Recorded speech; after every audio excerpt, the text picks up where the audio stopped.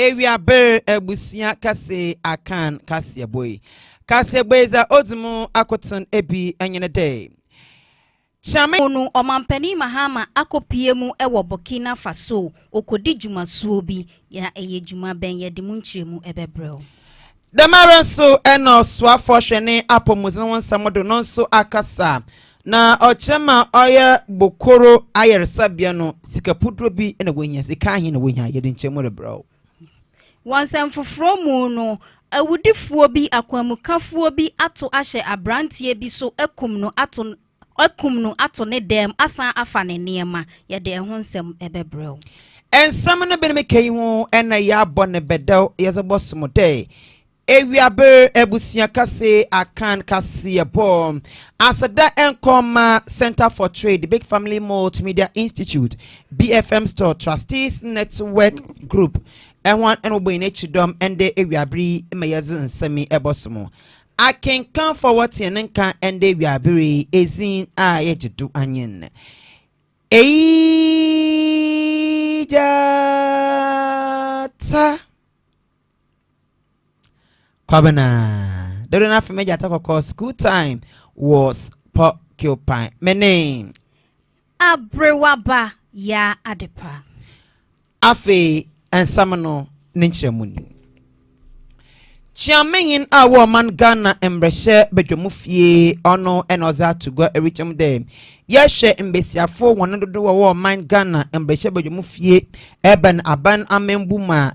Embesia for the dog one day, I'll say on yada or you shakra day. The maintain of Abasra impaying for a whole day. Sir Alban in the men abrinimuna. I embesia for being with Nana Wapet the beauty ewo a membuma. Abasrapa enka yen for yen kukumutiri intimodo na yen for the mitumino Emma one.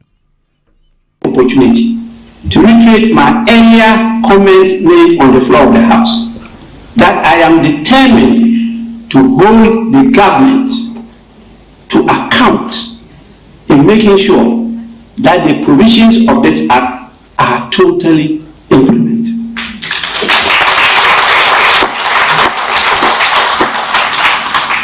And so I'm using this platform to call the attention of the government and all stakeholders to pay close attention to the provisions of the act, particularly Section 14(2), which provides that, and I quote, the President shall ensure the progressive achievement of the gender equity targets set out in the first schedule in making appointments to the following: A, ministerial positions; B, the Council of State; C, the independent constitutional bodies; D, governing bodies of state institutions; E, the public service; F, district assemblies; and G, any other office to which the president makes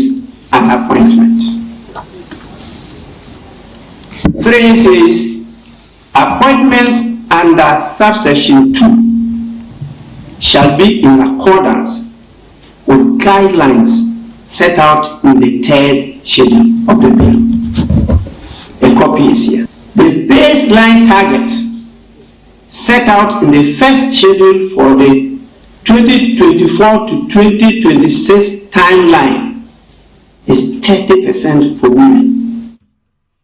Wa ensam foforo mu no omampani mahama akopie mu ewo Burkina Faso ewo dwumasuo bi a okodiye eho na ne dwuma okodiye nyina ne se enei no ebibrimu nkabomu kuo a eye ECOWAS aman abibiman bi te se Burkina Faso, Mali ena Guinea ena enei no womo enkasa ekuo ne ho na we ni dwumasuo nti a omampani mahama eni omukodi insawoso se ekodi nsawoso hia ebe hia ese ebibiman ebeka won ho abom se beya bambon nsem eni edwadie nsem ebekọ nanim okoso kire ni nsem mu se emprempren no egidie a ɛwɔ sɛ timamufoɔ enya wɔ abibire mpanimfoɔ mu no saa gidie no ɛnhyɛ da enni hɔ na wei no ɛbɛma ebedi mmerɛ bebree ama ɔmo de asi gidie ma pa a ɔmo pɛsɛ timamufoɔ enya wɔ amamuo mu ɛno nti no ɔkɔɔ so kaa ne nsɛm sɛ ɔbɛhwɛ na waboa ama saa gidie na gidie na timamufoɔ enni ɛwɔ abibire mu amampani mu no ɔbɛhwɛ sɛ saa gidie no ɛbɛkɔ so yentie ɔmampani Mahama. Burkina Faso and Ghana are the same, so I don't need any reason to come. I can come anytime I want. But by African tradition, we know that if your brother does you a favor, the next morning you have to come and say thank you. We had elections last year in Ghana, and I was elected the president, and I sent an invitation to my brother to come and attend my investiture. And he left everything he was doing and came to the investiture. And so when he was leaving, I told him I'll come and say thank you. We've discussed the issue of AES and ECOWAS, and I've got new perspectives about the concerns that the three countries have in respect of their relations with ECOWAS. And so I assured Mr. President that at the next ECOWAS meeting, I would pass on what they have explained to me to the other leaders. I think there's a breakdown of trust amongst the leadership. It will take time to rebuild it, but we have to work on it so that we restore trust and confidence with each other so that we can work together, you know, even if we are not part of the same regional body. Abusua yetwa ensam no do. Na oswafo shoman Ghana yene apo muzeno wonsam do onimnyafo kwabna minta akando. Wabakasa ena wache mu de ekopu mu ewo Bukoro ewo Ahanta West Municipality wo atoye mantem wa ayaresabia wosia oye aka agenda 111 ho amampanyin da ekufado oshas no sese da me ayaresabia no sikapudo bi pa ena wo behia wotumo de dwuma no sika wo ka wasami oye abrochi dollars no billion no ekor echipo nkono 1.9 billion US dollars ena wo hia na wotum de dwuma na se ehwemu pa Edeba Ghana sikanima oya Ghana cedis no million no ohane eduanan ohakro eduanan 140 million Ghana cedis ene wohia wotum wode ewia dame ebianom na chede okasa biem na ochem dem dame mensi na yeresabia hodo na worisini na no NPP aban no obobo ya na ochem de sika obeyinya oda dame agenda 11 mum no na oye 1.9 billion na mum zo oye mensi de no na ondu dame tempempe di epuemu ewo Bukoro ayarsabia na sikapudo wonya no eye Ghana cedis no oye oha na eduanan 140 million Ghana cedis.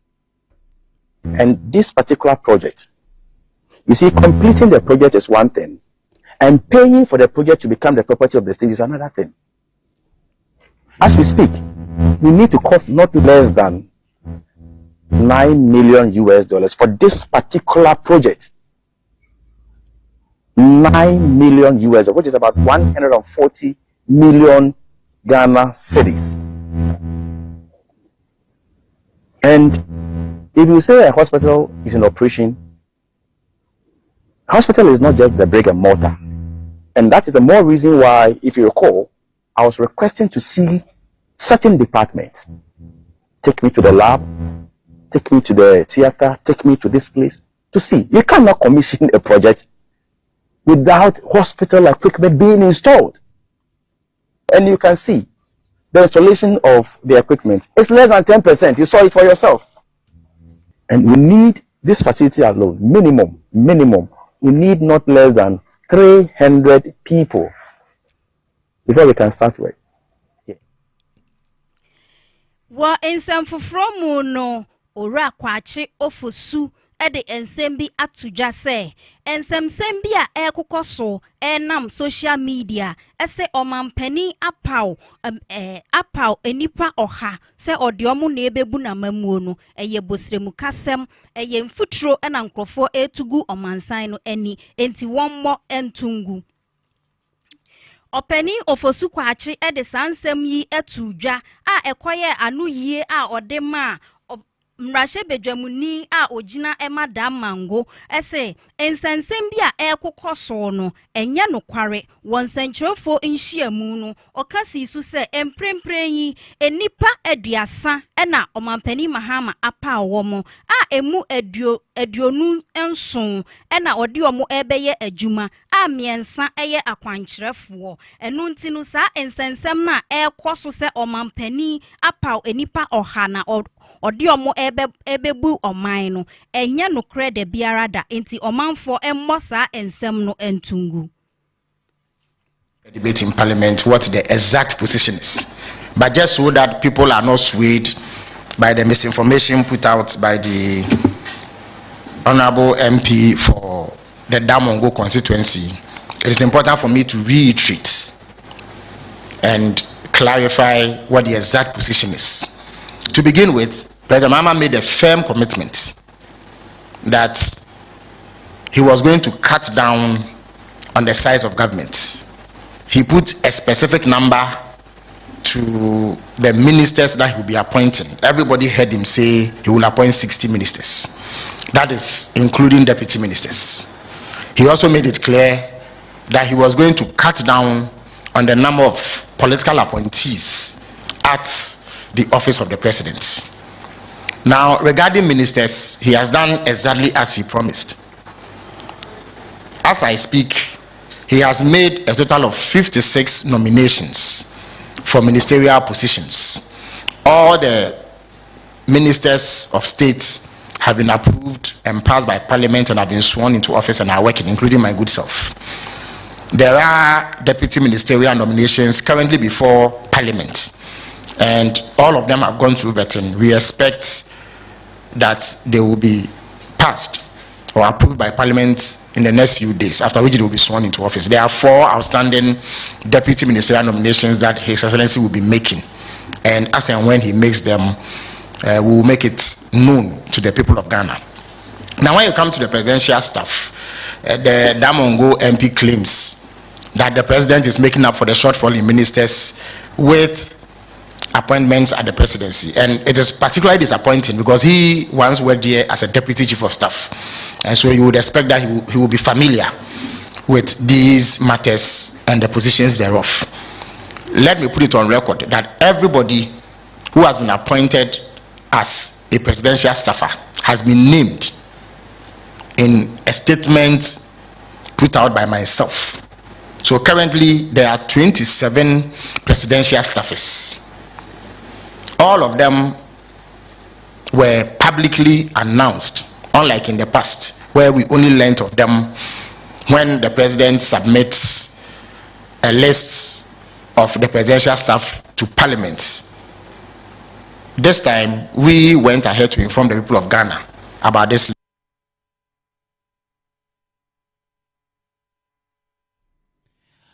Abusua yetwa ensam nodo wonsam fufrumum. Na oye Dr. Martin Edu Afram ono ye physician assistant ewo stay apprending amanfo kitedin ambrono kitedin pa ampred ono yerese baby owo nkranza bono epoye mantomum ewo na owo na nsem orika na ene dem ehwe wiase ma ye kai ahomeje ibe was ma bede enti watna sepa ena one amanfonum akasa no de afutu akọ amwan ekwan bi ebinim wo hɔ a enyema bi wo hɔ kɔdo wo na abrabɔ mu a ehwe oyedenie pa emode ho afutu akọ amwan fatigue chi na kama offer by fatigue no we do kakra say common offer no a state of constant tiredness and weakness. Brain is a brain one, what's in one of my brain. It's me a physical, it's me a mental, and I did it's me a dream someone pray, and now when the money if you listen one pray. Normally say what brain, what that, and now me I don't say what Kakedi now one for by fatigue here. They do on my what better the story not so now thing can say what brain. The other more to say what brain no weakness, no.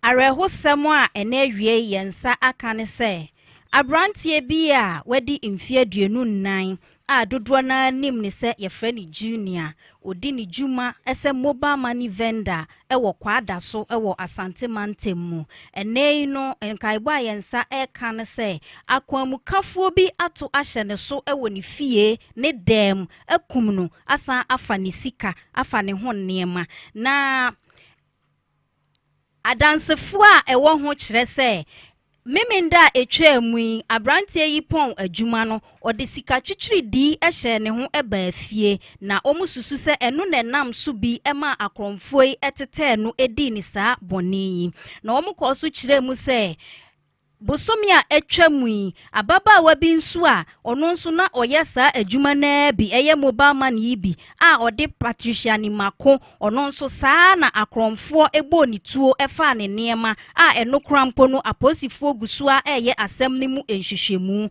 wei ama o ehu ani suro ɛna aba abegyae nkrɔfoɔ so ɛwɔ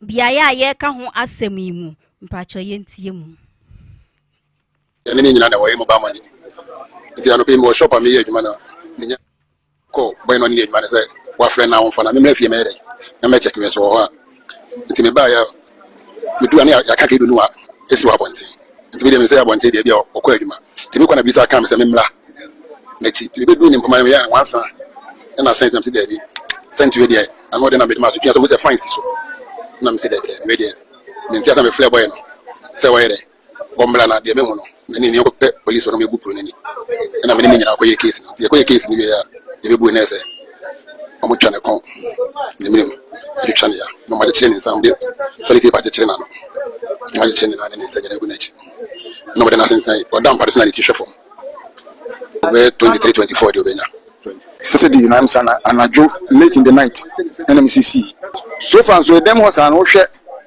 from the look of the they came purposely to kill the boy. Now for 40 me ban in Chen. We say boys and also even the age wise now or between 22 23 24 more.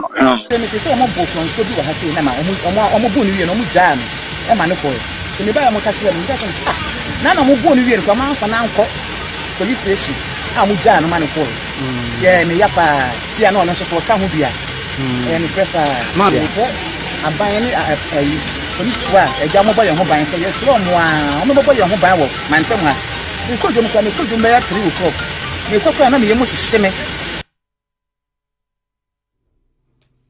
Yanko ensafufuru mu na yekope mu ewe poye mantomu no so oye arehosam dama na oye Oswafo hwe epoye mantemu umame Rita Akosua eje awote wekope mu ewo abrente bi odi mfihye no edu anan a wofa ne Samson Seku abofre wosusu de oye galamse amone bi wotui ena abofre okafoma wahwe no kwaya yo asemisi ewo buedua denchembo mensin no mu na wasedan ye wode yade ya Ghana yedi mfihye no edusia wotwe a ye gye enwen ena abofre school fanko school so mame mene mayankofu ye kaji enwen ye kwa bola ba ena abofre endo otof onwuda okọ okoduri bebi agalamse amune wo ya so singing for fanyfo abofrebe oto amune mu a fofia nto ata emweteran ewo ansiedo na the men say monamdo emo oswafo hwe epoye mantemu ma Rita Akosua awate as de bi meye batene paade na abofre ade de mare wuse mesi no osisu osuma mempehwe doze montument na fa akro na memfa mensanhyem dem refum ena ono de odem mama ho ya harpa na mkupu emu ho na mene ebusuafo no ekezi abobo na makamo no shezen ono na mdo emama mi ordinance tantantantantanta makopo mo wa wone oye district security council for DSEC na afa so aban crash pain award the mempesha do owo Buedua East electoral area no Vincent Akole won ye woka won kra bia woko kagina mu wode enkwansha sam na shazan sam no wode kroma abranti abofo ye wedding fishe ne du anan Samson Seku na busua na afa so wode bi kroma a school for wosua ade Roman Catholic Junior High School owo Buedua no the way na so one shazan that wetum ashu wane nimpa. Yeah, because of the unfortunate situation that happened here around River Mall last week, and we happened to lose one of our little children. What we came to see here is a drench that is taking away the dirty water that our own people has caused. We kept on talking about our illegal mining and what it's doing to our river. Today we are around the River Mall and it's water that we can't drink. Ordinarily, we should be able to fetch River Mall for drinking, for bathing, for washing our dresses. But today we can't. We want to keep on encouraging and educating our people that we don't have to mine around our rivers. Then parents here, the harm has already been caused. Why DSEC and the youth assemblies are making sure we reclaim our land. Let's keep eye on our children. We make sure no child come around to wash, to bath, or to swim. It's unfortunate we've lost our boy, but what we have to do is stay. I have to thank all of you and appreciate all of you for the good work you are doing in the K3SE districts. Let's keep an eye on our minors. Let's keep an eye on our children. Let's keep an eye on our families. Thank you so much.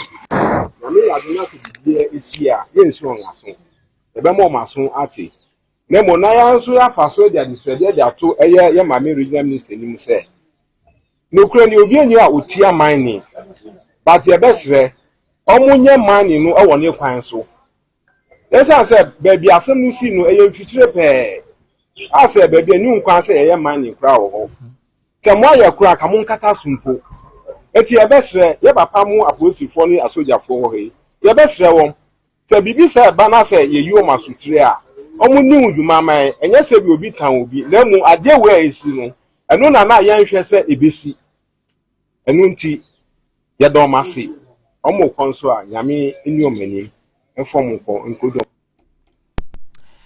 I asked some 14 years. What I know quite yayo.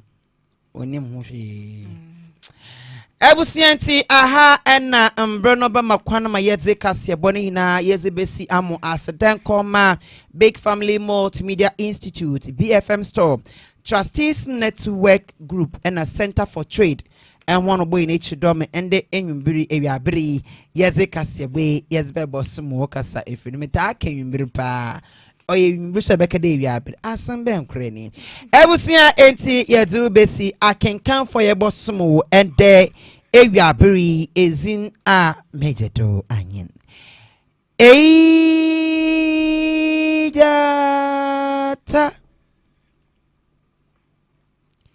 Kobana. Don't enough me ejata koko. School time was occupying. Mene. Abrewaba ya adepa. Abrewaba. Abasema. As your throw. Ejata said your tree dim dia se wedi gobewu. Minish you so. Minish ana pena yi. Oida abna pepe bibra me jollof na. Ninchina. Ntiminyim say honor ye juma na. As a dan koma production team no oye akosia adepa na abna pepe na menfa birthday wish. Birthday wish mami ankasa Mrs. Takur. Mrs. Takur. Happy birthday and koma enti ayasemo Nina can we say, but the offended budget baba. I'm the finance minister. Or I think K3SE Forson. Or the budget baba. Ghana for be an expectation do be na you.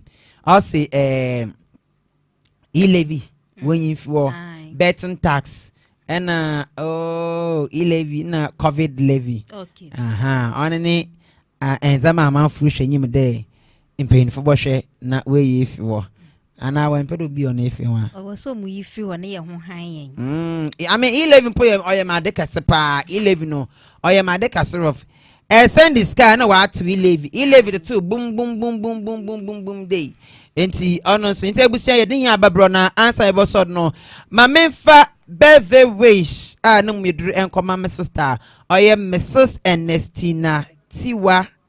And Mrs. Ernestina Tiwa ende ye wa woda me mo happy birthday onyankopon no nhiro na omo enkwatenten na anwazen onyu fi adom nko adom no ntonu nsu papa mfangu wa brabodo happy birthday Oriel Ernestina Anyensu Tiwa nyankopon no nhiro wate na onye wa komado ebisazi na onfa emo enti enjoy your day. Mawenye chill, but sister, don't freeze. Me pochi freeze. I mean, yes, should be a menu wound to pocho. I was a chilly, but me freezing from my eye. Into Oriel Ernestina Ayin Sutiwa. Enter Akonta, me pocho, and that day, your sister show, ma'am. Aye. Aha, nebusia, ye do ebesi, ye do besi, aha, and you bring so. Oba bosu mo KASE3BO munti yeduesi mak yakra. You are listening to